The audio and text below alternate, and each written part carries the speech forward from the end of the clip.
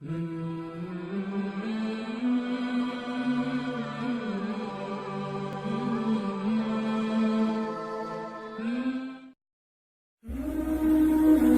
بھی شخص پر قربانی کے واجب ہونے کے لیے شریعت مطہرہ میں چند شرائطیں ہیں، اور وہ شرائطیں 4 ہیں کہ جس شخص میں عورت ہو یا مرد ہو، اگر 4 شرائط پائی جائیں گی تو اس پر قربانی کرنا واجب ہوگا۔ پہلی شرط یہ ہے کہ سب سے پہلے اس عورت کا یا مرد کا مسلمان ہونا ضروری ہے۔ مسلمان ہوگا تو اس پر قربانی واجب ہوگی۔ دوسرے نمبر پر اس شخص کا مسافر نہ ہونا، یعنی وہ شخص مقیم ہو، مسافر نہ ہو، مسافر پر قربانی واجب نہیں ہو۔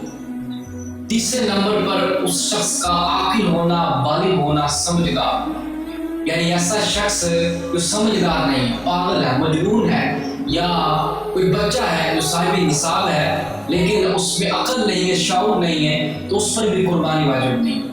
چوتھی اور آخری شرط وہ یہ ہے کہ شخص کا صاحب نصاب ہونا، مرد ہو یا عورت ہو۔ صاحب نصاب سے مراد کہ اس کے مال میں حاجت اصلیہ کے علاوہ، یعنی جو اس کے ہاں ضرورت کا مال ہے، استعمال کا مال ہے، اس کے علاوہ 7.5 تولے سونا ہو، یا اس کے علاوہ 52.5 تولے چاندی ہو۔